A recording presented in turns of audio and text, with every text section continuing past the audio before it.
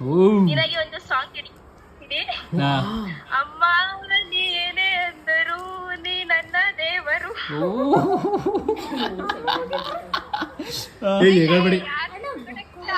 Feelings ಇದು. ಸರಿ okay sorry. Thank you ಅಮ್ಮ, ಎಲ್ಲ ವಿಷಯಕ್ಕೂ ಸಪೋರ್ಟ್ ಮಾಡಿದ್ದಕ್ಕೆ ಅಂಡ್ ಜೊತೆ ಇದ್ದಿದ್ದಕ್ಕೆ. ನಮ್ಮ ಅಮ್ಮನ ತರ ನಮ್ಮಮ್ಮ ನಮಗೆ ಬೆಳಿಗ್ಗೆ ಊಟ ತಿಂಡಿ ನಮಗ್ ಮಾಡ್ಕೊಟ್ಟಿದ್ಕಿಂತ ದನ ಕೋಳಿ ಎಮ್ಮೆಗಳಿಗೆ ಮಾಡಿದ್ದೆ. ಲಾಸ್ಟ್ ಕಮೆಂಟ್ ಮಾಡ್ರ. ನಮ್ಮ ಅಮ್ಮನ ತರ ಯಾರು ಕಾಮಿಡಿ ಮಾಡಲ್ಲ, ಯಾರು ಇರಕ್ಕೂ ಆಗಲ್ಲ. ಅವ್ರ ತರ ಡ್ಯಾನ್ಸ್ ಮಾಡೋರು ಯಾರು ಇಲ್ಲ. ಆ ಡ್ಯಾನ್ಸ್ ಸೀಕ್ರೆಟ್ ನಮಗ್ ಮಾತ್ರ ಗೊತ್ತಿರೋದು. ತುಂಬಾ ಎಂಟರ್ಟೈನ್ ಮಾಡ್ತಾಳೆ. ಅಂಡ್ ನಮ್ಮಮ್ಮನ್ ಕಾಮಿಡಿ ಏನಿದ್ರು ನಮ್ಮಂತೆ ಮಾತ್ರ, ಯಾರು ಇಲ್ಲ. ನಮ್ಮ ಅಪ್ಪನ ತರ ಹಸ್ಬೆಂಡ್ ಪಡೆಯಕ್ಕೆ ನೀನ್ ಪುಣ್ಯ ಮಾಡಿದ್ಯಾ. ನಾನು ನಿನ್ ತರ ಅಮ್ಮನ್ ಪಡೆಯಕ್ಕೆ ಪುಣ್ಯ ಮಾಡಿದ್ದೀನಿ. ಬಂದು ಅಮ್ಮ ಐ ಲವ್ ಯು. ಶರತ್ನಾದ ನಾನು ಅಮ್ಮನಿಗೆ ಬರೆಯುವ 4 ಸಾಲಿನ ಪತ್ರ. ಅಮ್ಮ, ಜಗತ್ತಿನಲ್ಲಿ ನಮಗೆ ಸಿಕ್ಕಂತ ಅತ್ಯಂತ ಅದೃಷ್ಟ. ಅಮ್ಮ, ದಿನ ಬೆಳಗ್ಗೆ ಆದ್ರೆ ಅಮ್ಮನ ಬೈಗೋಳ ಒಂದು ದಿನದಲ್ಲಿ ಅಮ್ಮ ನಮಗೆ ಬೈದನೆ ಎತ್ತಿರಲಿಲ್ಲ. ದಿನ ಬೆಳಗಾದ್ರೆ ಬೈಗೋಳಗಳು. ಆ ಬೈಗೋಳ ಕೇಳಕ್ಕೆ ಸಾಲಲ್ಲ ಪದಗಳು. ಅಮ್ಮನಿಗಾಗಿ ಒಂದು ಪುಟ್ಟ ಕವನ. ತನಗಾಗಿ ಏನು ಬಯಸದವರು, ಅವರಿಗಾಗಿ ಏನು ಕೂಡಿಡದವರು,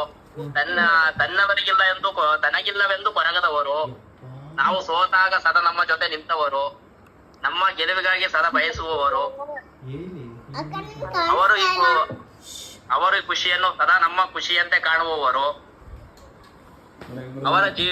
ಅವರ ಜೀವನವನ್ನು ನಮಗಾಗಿ ಮುಡಿಪಿಟ್ಟವರು.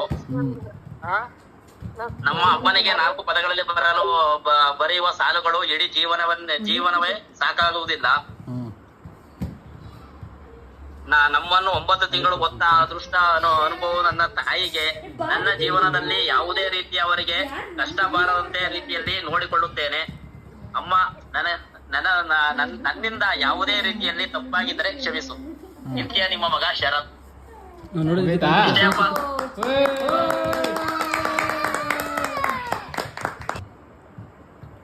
ನಮ್ಮ ಅಮ್ಮನೇ ಎಲ್ಲ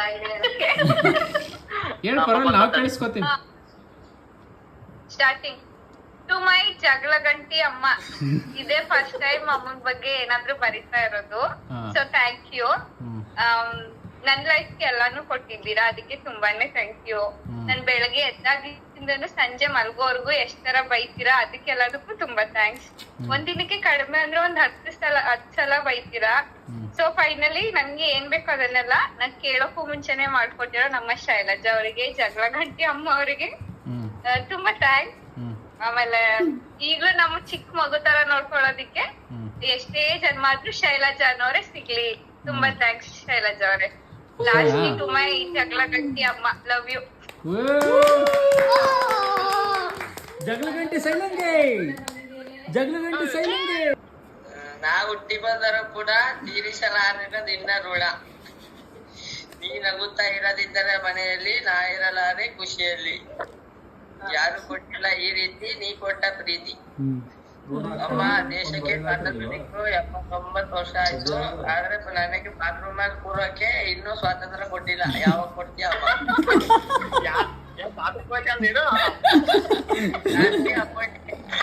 ಹ್ಯಾಪಿ ಅಮ್ಮಂಡೆ.